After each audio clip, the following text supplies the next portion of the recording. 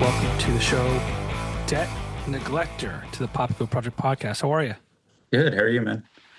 I'm just happy that I said your name right. You did it. I want to say debt collector all the time. Yes. That's been done a most lot. other people, I guess. Yeah. Yeah. Want to say that every time? There was that one time in Gainesville, the flyer just said collector, like we were Just from collector. fucking Stoner Doom Band or something. Couldn't even get the debt in there. Or that propaganda show, we were walking to our green room and we saw the sign above the door and it said Debt Neglector. There was like an extra G in it, which was lots of interesting. G's. Yeah. That only once for that though, but Debt Collector rather is super popular. We still get it now. We've been around for like 9 years at this point. That's common, I guess, right? Yeah. So you guys are from Florida? Yeah, Orlando. Mhm. What's the weather like down there right now? I can't actually say I went outside today, so I don't know. I did, and it was pretty nice. It was like mid-high 70s, something like that when I went out. So not bad. We haven't hit the rainy season yet, so this is like we're hanging on right now. We're hanging on to the last couple of weeks before it's 90,000 degrees every day until November. So Sure. Yeah. I actually did Disney last year in June.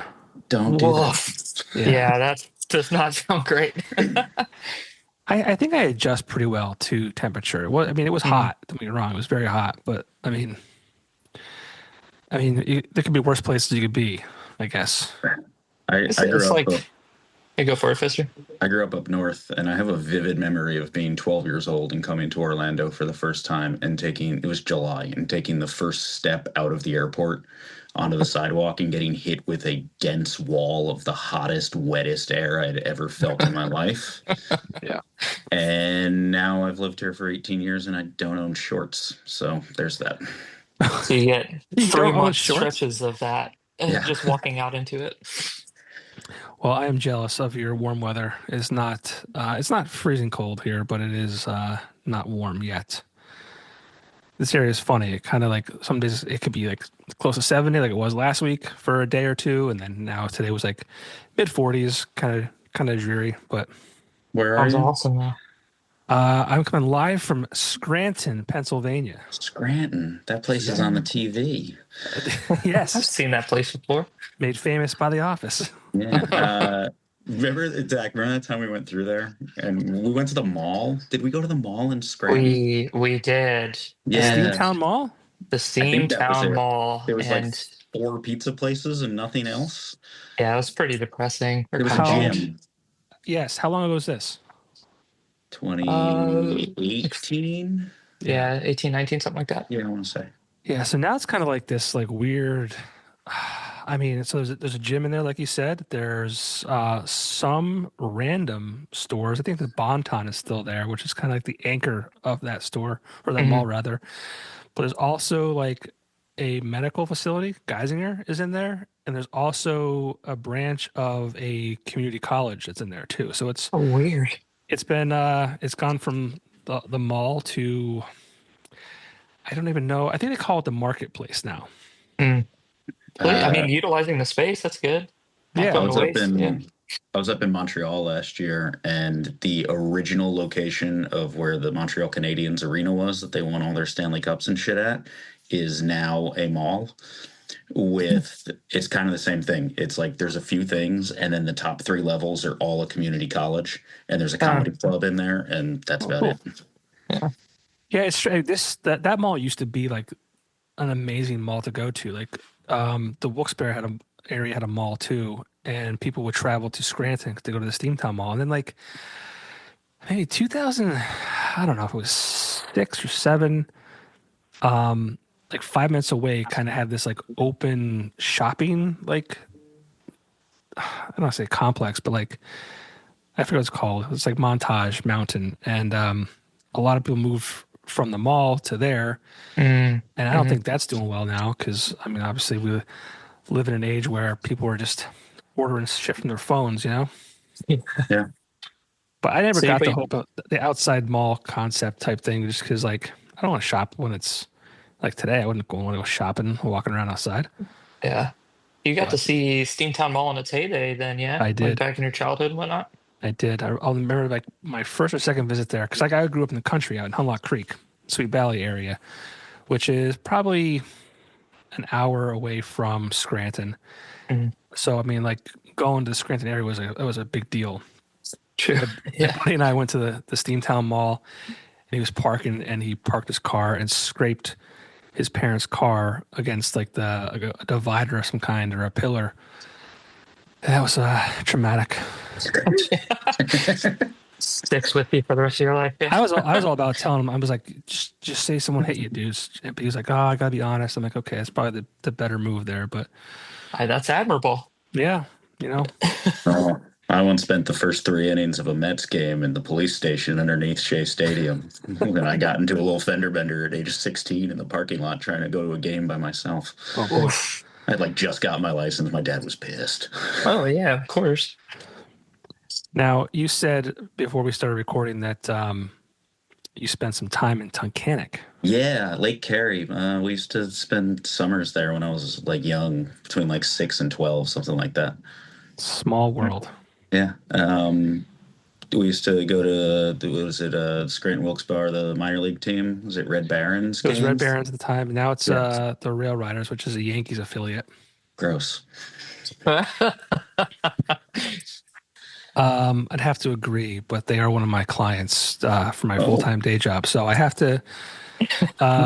You fancy? I'll support the cause. Yeah. Support them on LinkedIn, but then on your regular social, maybe not so much. Well, it's funny, like so I work in radio full time, primarily sales, and one of the stations I work for actually picked up the team, and we're going to broadcast all of their games for the season. So that's good. It's a good partnership. I'm a Red Sox fan myself, so hopefully they won't decide to fire me as an account rep for being.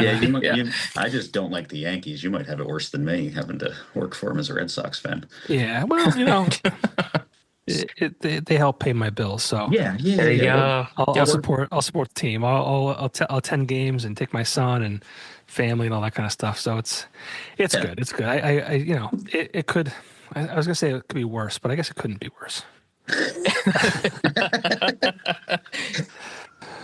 But we're not here to talk about the Yankees minor league team. We're not here to talk about The Office. We're here to talk about what you guys have going on, which is a new LP coming out April 4th, which that'll probably be out by the time this comes out. So if you're watching or listening to this, go check out the LP and then come back and listen to these guys talk about it and a little bit of their history. But yeah, Debt Neglector, new LP coming out, and it kind of rips. We hope so. I did it. I got it. He did it. He said the thing. It's the title of the LP. So it's exciting. I had the privilege to listen to it already. An early release. Did we name it right? Yeah, does it? It does. You can be honest. Maybe even more than kinda. Shit! Nice. It might rip. Hell yeah. It's kind of like the band called The Band. It's both remarkably humble and very like we know what the fuck we're doing at the same time kind of name.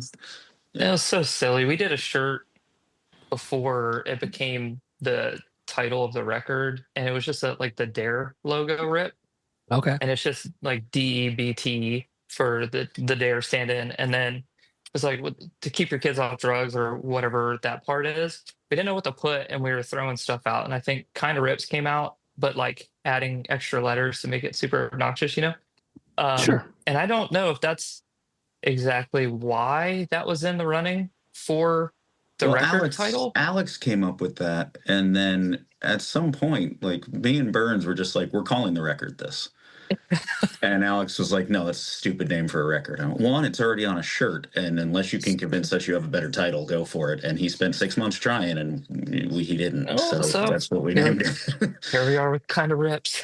Well, I think for the style of music and your vibe in general, it makes perfect sense.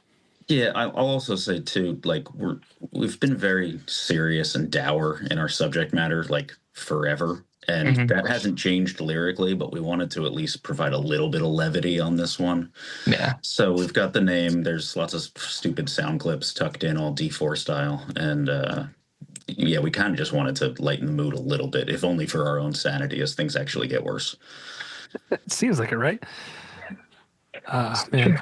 So, but before we get further, who do I have the pleasure of speaking to tonight from the band? I'm Zach. I'm the drummer. Chris, people call me Fister. Play guitar. So, has that name been good or bad to you over the years? It's fine. It's old German for baker. Like, yeah, that's all it is. Old Mr. Christopher Pfister. Yeah, my name Christ. is Mr. Christopher Pfister. I did much like Zach, much like Alex. At one juncture, we were all school teachers, and I was Mr. Pfister, and it's Mhm. fine. Are you serious? Yeah, Oh, yeah. I taught 12th grade English. Zach, what you taught? Middle school math. Middle school math technology. Yeah. And And what? Alex was English, I think. Alex And then did he did like like more like special education, like students special with ed, IEPs and and that stuff. Yeah. he was more elementary school. We kind of ran the gamut. The Mhm. only one who came out unscathed is our other guitar player, Burns. It's true. But the guitar player before him also taught at like the collegiate level at like an arts college. So the original lineup was like teachers across the board. And I think Pfister had just left education, or like that was right at the tail end. I left 6 months before we started the band. There you go. What took you out of the education system? I fucking hated it. I never wanted to do it I never wanted to be a teacher in a million years. I just kind of fell ass backwards into it, and I was good at it, but I hated myself. It was not fun. Yeah. And for me, like my goal was to become a teacher. And then I got 7 or 8 years into it. They do this thing if they find out you have any sort of skill set outside of specifically what you're teaching, they will do everything in their power to use those skills and then not compensate you for it. Of course. So you get all these extra, like, at least for me, like in middle school and teaching like different math and technology courses, like all these different things to prep for, but no additional time to do it. Um, they just had a bunch of like random assignments to you. Like I ran like a few different clubs and stuff like that. It just burns you out. Like you just can't keep doing it. And You were better. You were better than me, man. I was off campus before the buses were. I wish. Fucking bailed. I think Alex lasted the longest out of all of us. Yeah. Just up until like a couple years ago, I think is when he finally switched out. But he was in the same boat. He really liked doing it, but the financial part of it really caught up too, especially in Florida. It's just for so many reasons, it's a nightmare here. But education is one of them. And he's like, you get to a point where you try to start a family, or you're looking to get a house, and it's like, how do you do that on a teacher salary anymore? It's just like impossible. So he wound up switching out there too. It's unfortunate too, because I mean, I think people who are in education and teaching the future of America, like it's a special kind of person. Like Mhm. not everyone can do that. I always wish that I would have, got into teaching. I couldn't do it, but like the idea of a summers off was kind of like appealing to me. But I wouldn't be a good teacher. I'd probably get in trouble for smashing skulls or something. Oh, dude, I cursed. I was in 12th grade. I cursed more than the kids did in that classroom on a daily basis, and it was fine. I had like Never. I somehow never cursed in front of any of my students in that entire time, which outside of school, I was cursing. I was probably cursing twice the amount that I do now just to make up for, See, having the cleanest vocabulary I could during the day, every It's all- single day.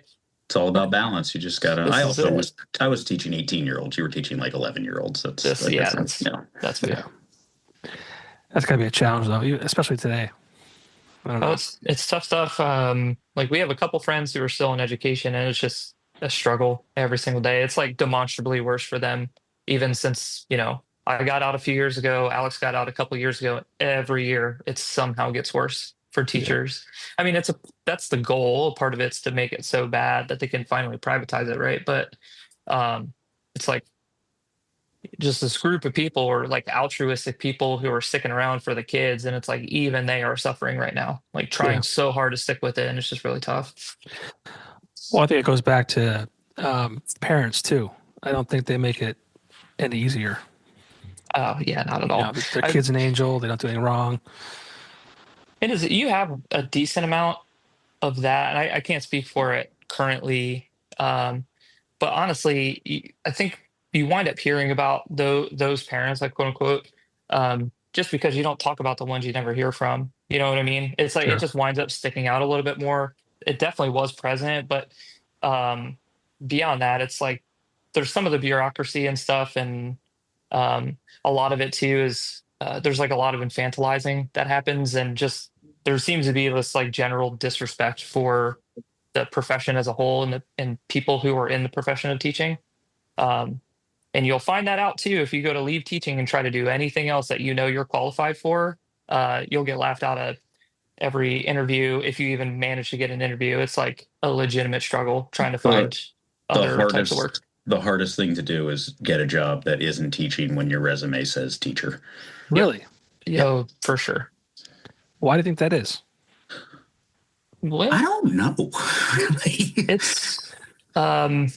It's some of the, like anecdotally, some of the stuff I've heard is like teachers, especially grade school, like younger students, it always gets equated to like daycare or babysitting, right? Mm-hmm. Oh, you're just babysitting these kids. This isn't that difficult.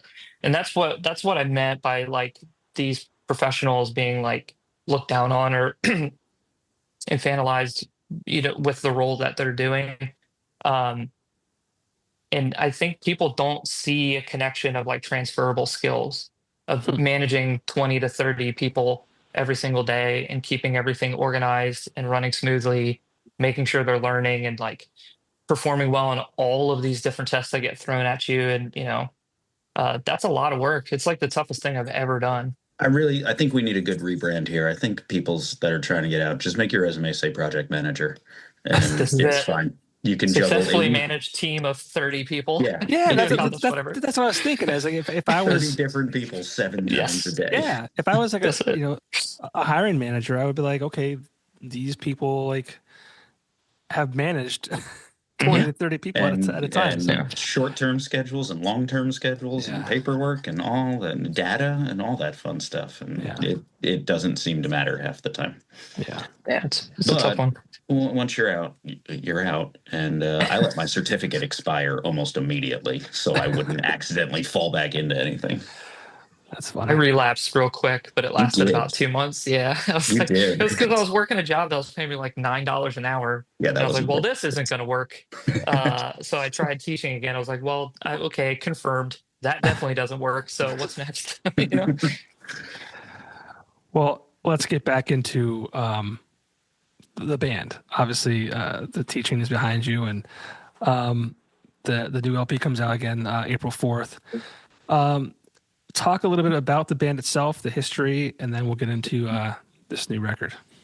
Alex and I formed the band Nursing Hangovers at the bowling alley bar on New Year's Day, 2016. We got a guitar player who is no longer with us. He's alive. He's just not in the band. And we couldn't find a drummer for a while, and we were just writing songs on my couch and shit. And my wife played roller derby with Zach's wife, and I didn't really know Zach all that well. And they were walking through the parking lot one day while we were sitting at the bar, and my wife went, "You should have Zach to be your drummer." And I went, "Cool. Does Zach play drums?" And she went, "Oh, I don't know, but he really likes music." Like, that doesn't help at all. And then like 3 months went by, and it turned out he's really good at drums. So, wow, that's a stretch. But I was able to play well enough to join the band, so there's that. Yeah, you're only as good as your drummer, and we kind of rip. So you heard it here, folks. It was like 6 months or so. Then I wound up like jumping in. Yeah, and we've been lucky enough to. He only missed, if anybody's familiar with Fest in Gainesville, which is one of the great festivals we have in this world. He's played 22 out of the 23 of them. Oh wow. Yeah, with a bunch of different bands that he's been in over the years, and we've been lucky enough to be able to do that every year. And it's only 2 hours away from home when people travel all over the world to get to it. So that was a nice foothold for us right away to just like 2 months after we played our first show, we were like, we're going to go play fest. This is scary. Okay, let's go. And then about a year later, we switched out guitar players for this guy, Matt Burns, who's a lovely soul and a rad dude. And he has the loudest voice you've ever heard in your life in front of a microphone, which is helpful. And that was 8 years ago. And 3 albums, an EP later. Here we are. And this will be your fourth one? This is the third full length. This will be the third, okay. Yeah, we got one EP, third full length. Okay. We had like that digital only EP-ish thing we did for charity. We did one of those. I think like most of that stuff wound up on the LP anyway. We did a song on a Blink-182 comp that we're not super proud of. We don't like, it's okay. I thought the drums were cool, so yeah. Apparently. Well, out of that story, I heard what I think would be a great band name, Nursing Hangovers. There you go. I got an app running on my phone for whenever this band falls apart. So thank you. Just line up the next one. Yeah, Nursing Hangovers. I like it. And it's been like what, a minute since you've put out new stuff? Yeah, that was November of 21 that it came out, I think. It came out in 21. Yeah, it was like right around that, like end of 21, beginning of 22. We were playing. We were doing a weekender with this band called The Eradicator. If you're familiar with the Kids in the Hall sketch, the entire band is centered around the Kids in the Hall sketch, The Eradicator. And we were doing a weekend with him, and we were driving to the last day of it, and the van died, and we had to turn around and go home. And then we weren't going to play any more shows because we were going to go into the studio a couple weeks later and knock out the next album, and we wanted to practice. And then COVID started, and then we didn't go into the studio for 5 or 6 more months after that, and it took a long while to get that record done. But we did it, and it's okay. It's a COVID record. All COVID records are weird. It was made under the strangest circumstances, and like, yeah, what a time. What a time. What a time. Hope that never happens again. But yeah, so it's been 4 years since the last one came out. It's a long time. Yeah. Yeah, we started recording this one about 14 months ago. It's been done for a long time. We just didn't have a good opportunity to like release it. It was just the wrong time of year and whatnot. So this one's kind of been a minute too. We started writing songs for it probably 3 years ago now. And how does it feel that it's about to drop? We still can't play some of them live. That's problematic. But aside from that, good. It seems so. I think it's, from what I've gathered from some people and people that know us and people that don't know us, is I think we finally like honed it in that like we are who we are. And it's the second straight record that we've made with our buddy Ian, who produced it and recorded it. And we recorded it in our practice space, which was the studio that Ian worked out of. So it's just really familiar to do that 2 times in a row. And I think we kind of really dialed in and figured out like what we are. We just are us. So. And there were some adjustments to like the pre-production process and demoing stuff too that we hadn't really done before. Yeah, like pre-pro. Never did it. I mean, like obviously we would, pretty thoroughly practice all the songs and rehearse them and get to a point where we felt as comfortable as possible. But this is the first time that we took scratch demos that Alex had made, for the most part. And then I wound up getting an E-kit a couple of years ago. So I was using that as a MIDI controller and then just essentially tracking drums digitally to it. So I was like able to take some time to like actually figure out my parts and listen back to things. And then it wound up being something weird in the studio that we had never done before. And I don't know that we're going to do it again. But everything else that we had recorded previously, the bass player and I tracked same day, everything at the same time together. And this time, because we had those like fully, like all the pre-pros done, they just put the demo through my headphones with a click, and I just played to that.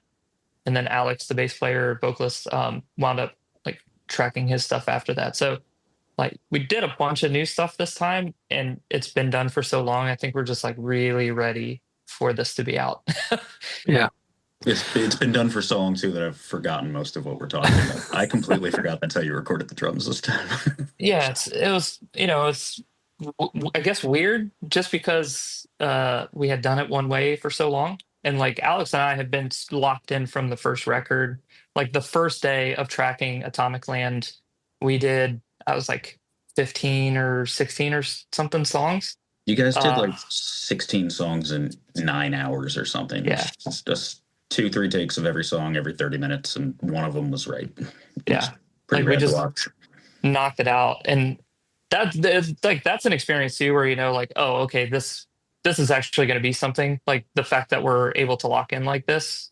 Why we decided to shift that for this last one, maybe you were just feeling curious or something, but it still came out cool. Like I'm still very stoked on the end product, but yeah, we tried some different things this time, which was pretty neat. Well, I mean, it sounds really good, and what I'm about to say is not a knock by any means, because I know how difficult this could be. But like the sound you guys have and the quality of music, like I would have expected, your Spotify numbers to be far greater. Even your following on social media. We don't excel at that part of the game. It's hard, right? I don't think we're trying to, especially in the modern day where like the only way you're going to get that kind of traction is to be making, and again, it's not a knock on anybody who does this and succeeds at it, but like making stupid fucking social media videos and like, I don't know. I've seen this trend kicking around with like indie bands. It's like, which one's the drummer? And then everybody in the band sits down and tries to play drums. And don't get me wrong, it's engaging, but we have no interest in that whatsoever. Right. We just want to make music and play shows and be pissed off at the world and leave it at that. Yeah. Well, and too, like, oh, I'm sorry, go ahead. No, go ahead. I was gonna say, like, we had coming out of Atomic Land and then Kids Are Pissed and stuff, we had a bunch of momentum, and like our numbers were way higher at that point, but we were also like doing a lot more runs. We were traveling more like on the East Coast, and I think just after that we made our way to Europe and stuff. So we were just generally, I think, doing a lot more. But then, personal dynamics change. People are starting families, or they're moving, or things are happening in everybody's personal life. And at least for me, the band is a huge part of my life, but it's not the main focus of my life. Like I didn't join this band with the intention of being able to sustain myself on it. But I still really love doing it.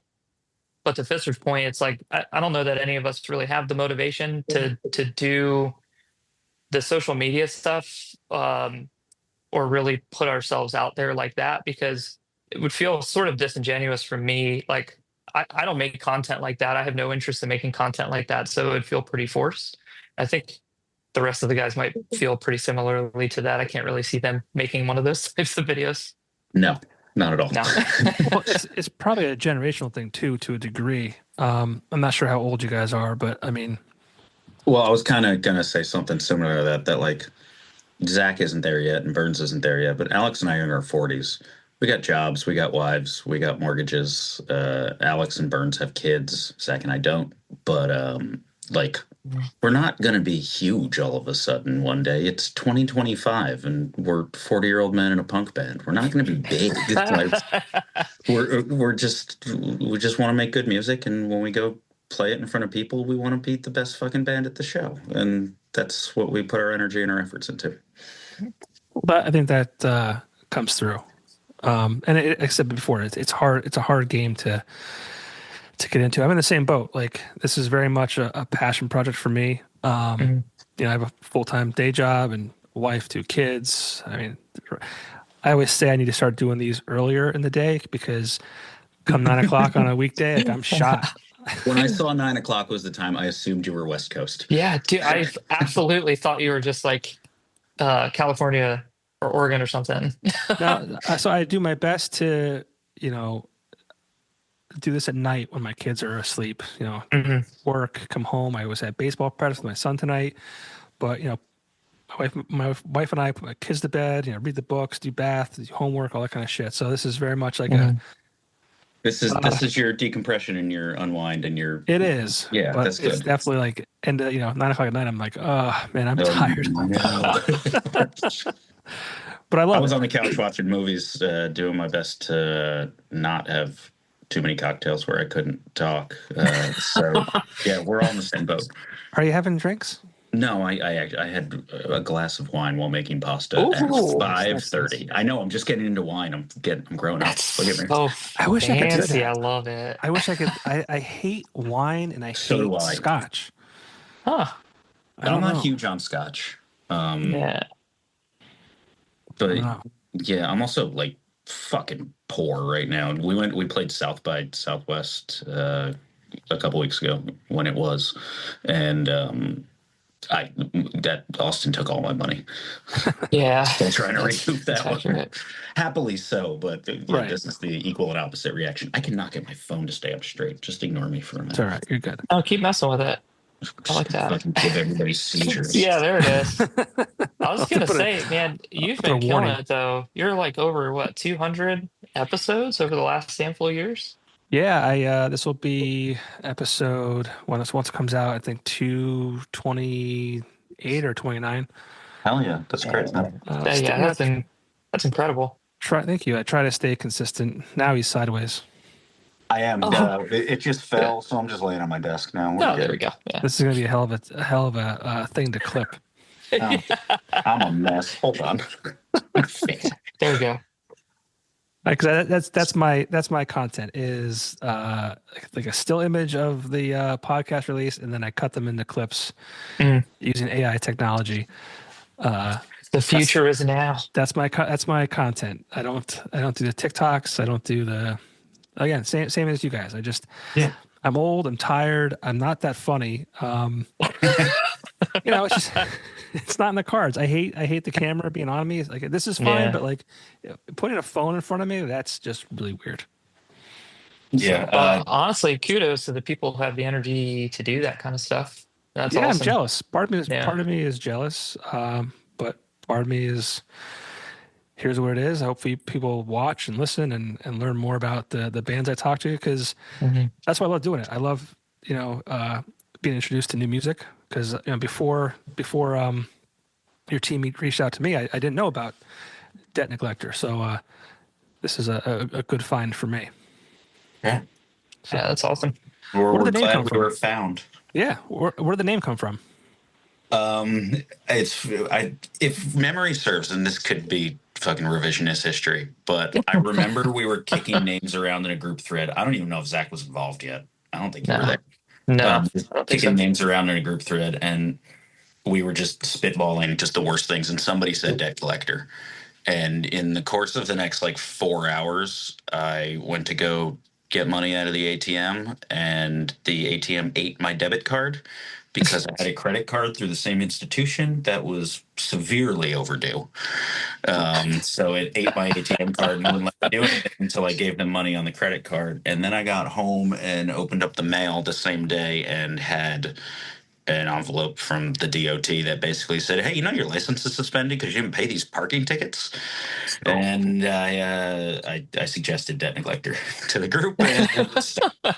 I like that. I do like that. I kind of immediately rationalized it too. It's the one thing that binds the 1% and the 99 rest of us is that we all don't pay our bills. Who wants to? Exactly. Rich people certainly don't want to. Even in this economy? If those bills are living wages, they're certainly not paying those. Well. Oh, you mentioned being on, South by Southwest and a fest. What are some of your favorite songs to perform live? Stuff. I mean, there are a few older ones that have been in the set for a long time. We have a song on the first record, Atomic Land, called Gift Shop. That's always really fun to play. It just is a barn burner. It's just one of the more straightforward, intense street punky type songs. I will never get sick of that song. Yeah, it's a banger. And we played the title track off of that record, but I think collectively we're pretty much over that one. But Gift Shop, that'll stay. And honestly, the new stuff, we've been over the last couple of months, we've been introducing some of the new tracks off of Kind of Rips into the set. And especially the last couple sets we played like at South by, maybe like half of our whole set.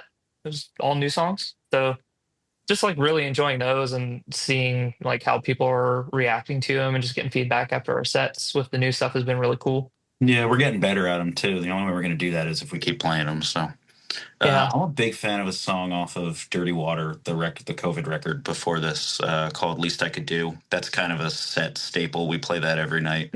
And it's most of our songs have always been politically charged, and I think that might have been the first one that I remember. Alex, our bass player, he's the lead singer. He writes all of the lyrics and about 75% of the music, and I chip in a few songs here and there, and he takes care of the vocals on them.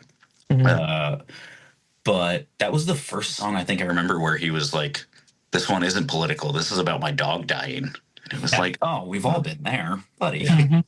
And especially on this last record, he's definitely touched into some more, fatherhood and shit like that, rather than just being pissed off at Reagan. Which that still exists, of course. It's very that did not go anywhere. That didn't go anywhere.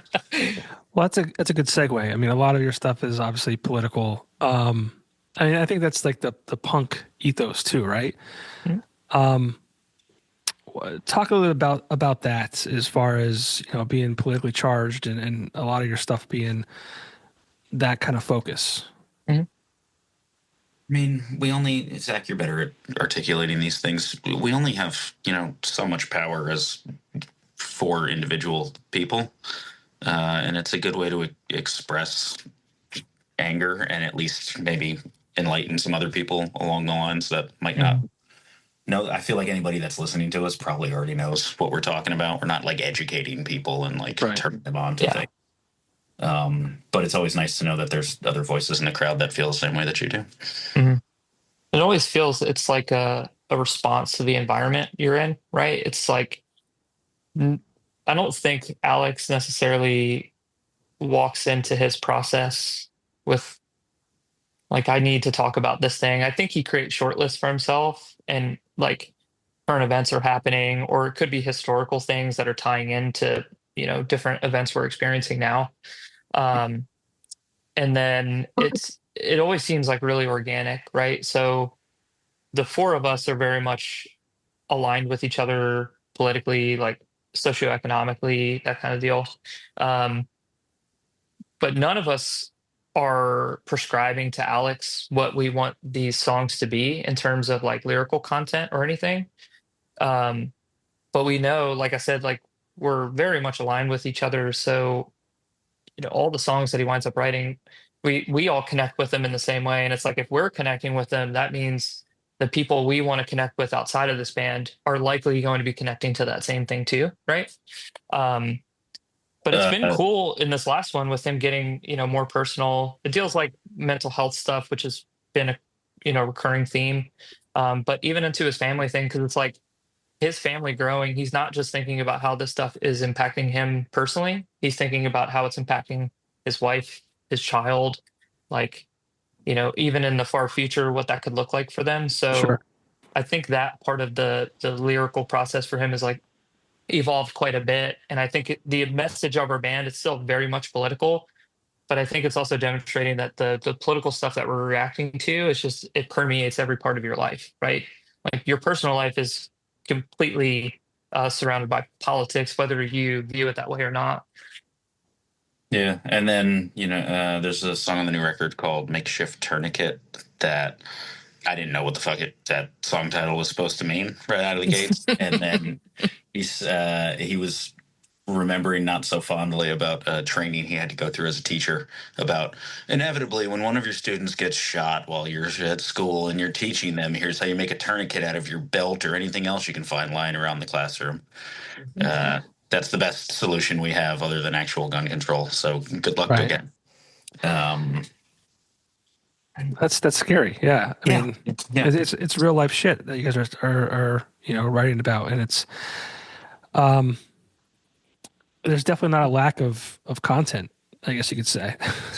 Ever. Yeah, if you want to write about some fucked up problems in the world, we are living through high time to find material every single day.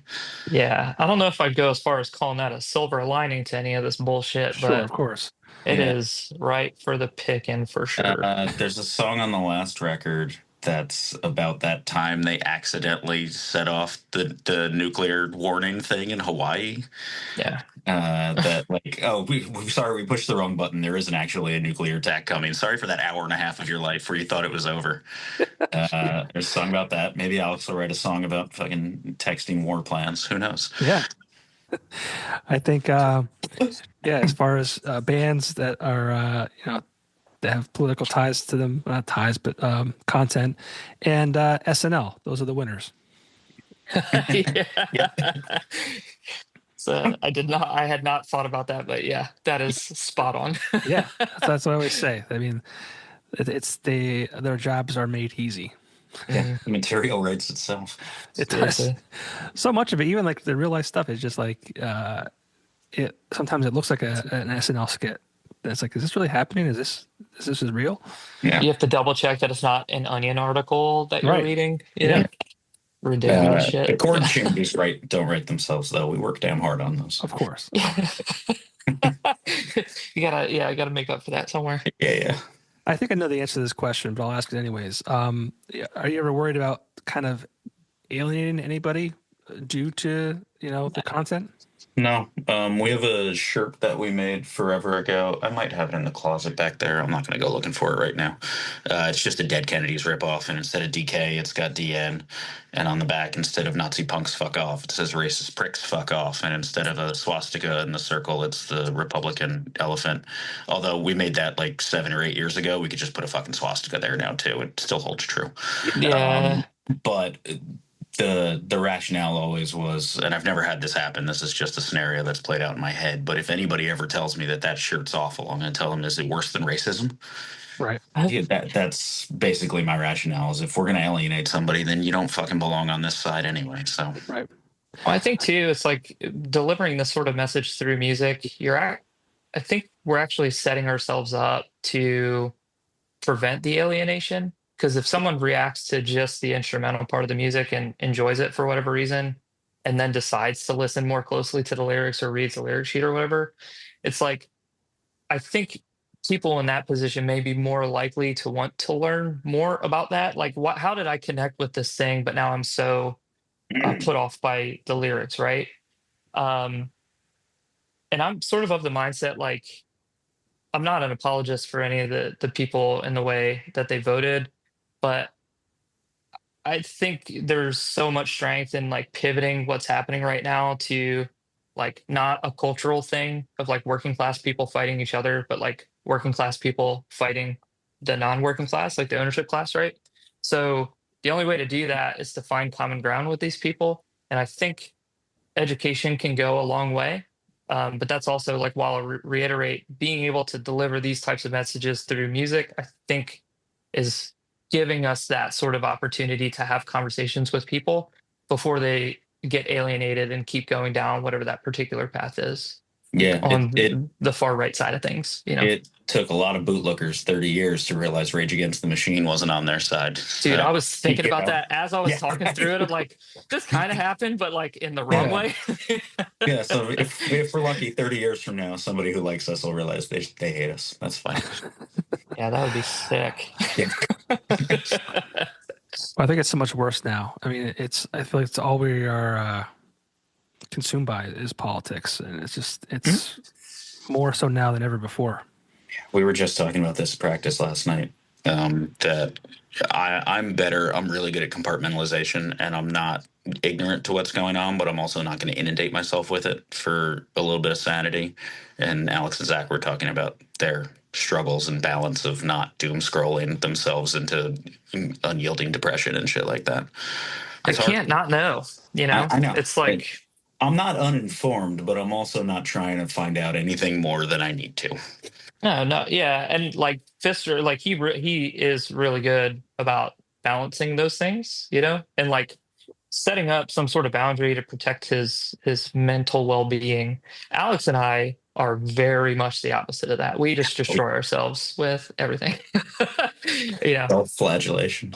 Well, Yeah. that's a major problem though too. Like, I mean, not that you have a major problem. It's a problem with people. Like, it's from a mental health standpoint. It's Mhm. people are committing suicide and drug habits and so many different things because it's scary. Yeah. It is. And I mean, like the cynical part of me, I don't know if it's all that cynical anymore, but it's by design, right? Like stuff like this happens. It's just flooding the zone. They want people to feel overwhelmed and to be confused and shut down and not care about anything. And it's fortunately like Alex and I think are right on the edge of that. Like we both still care and like we haven't shut down, but we feel it. Like, um, but there are a lot of people I know who are just like, I can't keep up with this shit. It's too much, too many things going on. Everything fucking sucks. I'm just gonna go curl up in a ball. I'm gonna go to work. I'm gonna do some things that bring me joy, and that's just what I'm gonna do. And that's fine. Um, but I can't do that. I have to, Yeah, but know you know what's what? going on. Yeah. We're all in this shit together, and the thing about teams is that not everybody on a team has the same job. You don't need to know about everything. You don't need to try to fix everything. You just got to Yeah, focus this is on true. things that you can and let somebody else on your team focus on the other shit. Yeah. Beautifully said, Mister. See, I'm trying to be healthy. I love that. Also, my mother has told me my entire life that I'm far too cynical, and my response has always been, tell me one thing I've been wrong about. Cynical, maybe. Realistic, yes. Yeah. I mean, do you guys feel like a responsibility as a band to speak out about these things? I don't know if it's a responsibility. I mean, it's not like we have some huge platform. You said you were surprised by our streaming numbers. We don't. Again, not a knock. I mean, No, Yeah, no, no, no. I've no, heard not so at much all. Yeah. garbage out there that has like It's of our own making. We're Yeah. okay with that. That's Yeah, we fine. get it. But fuck, what was I talking about? No, we don't like have this like we know we don't have this huge platform. We don't feel obligated to do it. It's not like we have PR people telling us we have to do it or we don't have to do it because it's going to damage our brand. It's just something we've always been honest about. Yeah. Uh, It's like personal responsibility, right? It's like we all feel these ways. These are things we're motivated to do. And the band is sort of serving as a vessel for that in a lot of these cases. But we we don't make the band the way to do it. It's like we're all doing our own things personally. And this is just like one component of that, I think. And Alex is a songwriter. He's the oldest of us, and he comes from a very old school punk ethos. Grew up listening to Minor Threat and Clash and shit like that, and it's just kind of ingrained into like this is what music is. And when the world is falling apart around you, well, then you lean into these songs more. Mhm. It's like when Trump first got elected. What was a Henry Rollins quote? He said, "This isn't a time to be scared. This is a time to be mobilized. This is what Joe Strummer trained us for." well, I mean, it's That's like it. anything else, I guess. When you're writing music, um, you know, I don't think people would relate as well to someone singing about, I'm so happy, my life is perfect, yada yada yada. Mm. It's guys or girls, you know, Taylor Swift, heartbroken, I hate men or whatever it might be at the time, or men depressed, they their marriage failed or whatever it might be. Like it's all stuff that's relatable to people, and obviously people can relate to the world that we're all living in right now. So Yep. Mhm. And then there's the levity, good message of shake it off. yeah, exactly. I don't hate T Swift. I'm a T Swift fan. I just if I did say she hates men, I don't believe that, obviously, but you know what I'm saying. Yeah, it's just like I feel Don't like worry. if you're doing something genuinely, right, and people connect to that, that's a beautiful thing. Yeah.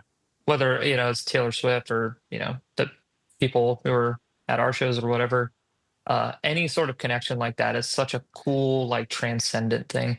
Absolutely. Yeah, and more so than the lyrics, I feel half the time musically we're just very genuine and honest. We all play in pretty unique ways that we all found ways to to meld into one another. But we all come from completely. Zach, I had to convince Zach to be in this band. I know you don't like punk, but we're gonna be good. I promise. As long as you make us good, we'll be good. I promise. It'll be fun. That was an interesting conversation too. Yeah, sorry. No, you're good. I come from like a jazz background. I've spent the last month only listening to like Chopin and Rachmaninoff, like piano concertos and shit. Wow. Burns comes from a more like pop punk background, and Alex is like old school 80s hardcore background. But then like Alex and I bonded on loving Elvis Costello together. Like that was our first like musical connection and whatnot. So I think more so than the lyrics musically too, we're just kind of very genuine and honest with ourselves and all fit our pieces in together without being heavy handed about it and like knowing what's right for the song simultaneously. Yeah. That's perfect. We're trying. Well, yeah. Well, I mean, it's cool that obviously that you said before that this isn't like you guys are of the age now where this is fun for you guys. This is like a nice outlet. You're not trying to get rich or make it big off this. This is purely something you guys love to do. And I think that definitely comes, through in your music as well. So, and we've been lucky enough to one, hopefully be good enough at it. And two, have some cool connections to be able to go do cool things with it. We're able to, at this point, like playing gigs, especially fly out gigs and whatnot, they're just kind of like vacations. And a lot our wives will come get an Airbnb. Yeah. It's just family vacation, go rip a gig, hang out in Austin for a couple of days. Perfect. We're going to Montreal in a couple of months and just kind of like making long weekends out of it and get to play. Yeah. Just have fun with it. Perfect. Yeah. That's awesome.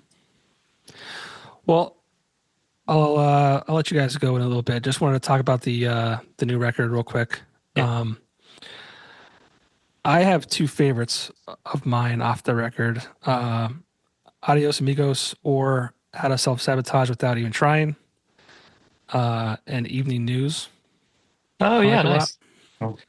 What can people expect from this record? It's a lot of us, but we try to always just throw different looks at things of like who we are and what we are. So like Adios is just like our straight up like let's just write a fun Dillinger 4 song. Evening News that's one of my songs. I only come up with like one or two per album, but that's one of mine. And that was just me trying to do something where it took a little too long for the song to actually kind of start. That was like my whole approach with that. It was like, how long can I get until everybody else comes in that Alex won't kill me? Like, delicate balance. I could have fine balancing that. That was like my main objective in that song. Was like, and then how long can we play it at the end before Alex wants to kill all of us? Yeah, we're just trying to like throw different looks at things. A song called Tight Lips has been a fun one. We've been playing that live a lot. That's kind of just like our slow jam. It's just like a little 90s grunge, a little like mid-tempo thing that we haven't really done before. Yeah. I'll say too, you brought up Makeshift Tourniquet earlier. That one sticks out to me so much because it has such like a Thin Lizzy vibe to it, Yeah. It does feel like a fun Thin Lizzy riff to play it. Yeah. Dude, it's so sick. And that's the thing too, is like what to expect. It's like it's more of our stuff, right? And as Fister's explaining, it's each one of these we're just taking it as an opportunity to do a little bit more, like explore a little bit, but they're not like it's not a radical overhaul of our sound. So if you were into us before, it's going to be a lot more of that. We hope you are stoked on these songs too. And yeah, I don't know. And sound clips, be excited about sound clips because like we never did those in the past, and for whatever reason we added like half a dozen on this record. So yeah, there's a lot. There might be too many, but fuck it, who cares? Yeah. All right, cool. Very cool. One more question. I'll let you guys go. Favorite movie or TV shows you're into? I just finished a rewatch of all of Home Movies, and that show just brings me great joy. It's the perfect thing to have on in the background, and just while you're cooking or something, just fucking giggling like a child every 4 seconds for entire episodes of TV. Really well made cartoon. If you've never watched Home Movies, go watch Home Movies. It's on HBO Max right now. Okay. We have It's, sorry, Fisher, keep going. I was just gonna say it's Bob's Burgers 1.0. It's mostly all the same people. It was on from like 99 to 05, 04, something like that. Then locally here we have this like art house, like independent movie theater called the Enzian. They have their Florida Film Festival coming up, so I'm gonna try to catch as many of those premieres as I can. Um, and then shows. I just started watching the original Ultraman from like the late 60s, the Japanese show. My uncle was super into it. He got me into anime when I was a little kid, and this was like his favorite show growing up. So I've been going back and watching just like super goofy Japanese dude wears costume and beats up kaiju type of show. It's rad. Very cool. What about you? What are you watching? I just started, so I don't have a lot of time to watch TV. So I've just been looking for like dumb stuff to watch, like before bed or whatever. Mhm. But I just started watching How I Met Your Mother. Oh, dang. Yeah, I've never watched that. I never did either. I watched bits and pieces of it. I tapped out. I hear it drags. Well, yeah, I mean, I saw it. It's 9 seasons long. I'm like, how? Yeah. I'm pretty sure there was a Jason Segel quote of just like, can we fucking meet this woman already? I'm over making this show. Yeah. But it's funny. It's funny. Like I'm in season 3, I think now. And I haven't gotten to the point I'm like, I'm done with it. Yeah. It's well done. It's funny. I'm really enjoying it. But yeah, I'm surprised it lasted 9 seasons. That and Seinfeld. I will watch every episode of Seinfeld 1,000 times.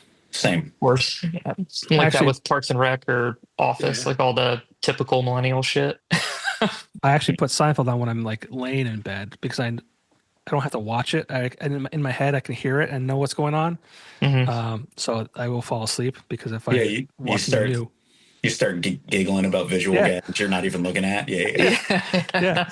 But I was like, I can't watch something new in bed because I will stay up and watch it, and that's my problem right now. Is I'm lacking sleep all the time. That's like my time to be alone. You know, like my wife will go to bed, kids are in bed. I'm not doing this. I'm like just kind of decompressing. But I'll stay up till like midnight, 1 o'clock, and then I'm up at the gym at 5:30. I'm like, nope, I'm dead today. Like it just, but sacrifices, I guess. But where can people find you online? Spotify, Apple. Are we on Apple Music? Oh yeah, it's distributed to all the streaming things. Yeah, we're good for an Instagram post every couple of weeks. We're busier now with it, but who knows what'll happen after the record comes out.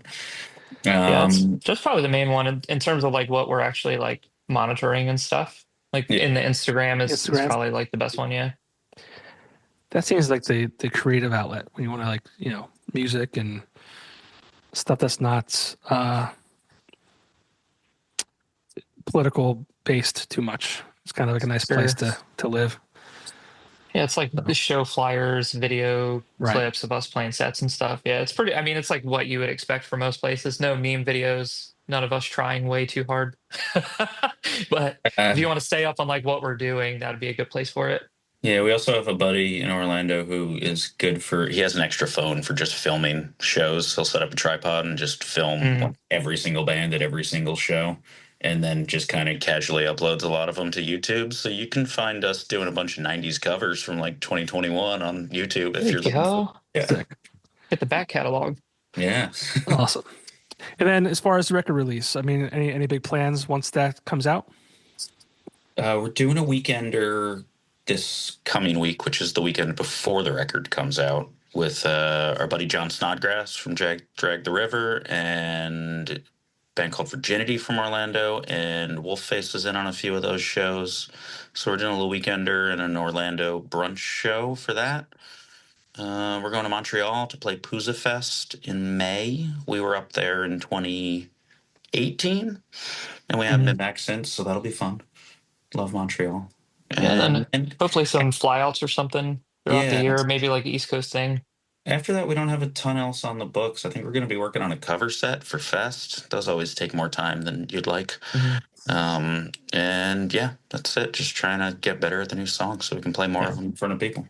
Awesome. We are motivated to play. So if anybody has a fest or flyouts or anything like that, hit us up. We're trying to find some cool stuff to do this year. Yeah. Hit up Scranton. The Ritz just opened like 2 years ago. It's been a cool spot. Yeah. Well, we didn't play in Scranton the last time. We just drove. We played at State College, I think. Yeah. And then we were like sort of in that area. And I have a bunch of family up in southeast Pennsylvania too. So if we do a northeast thing or a Pennsylvania thing, we'll come by, say what's up.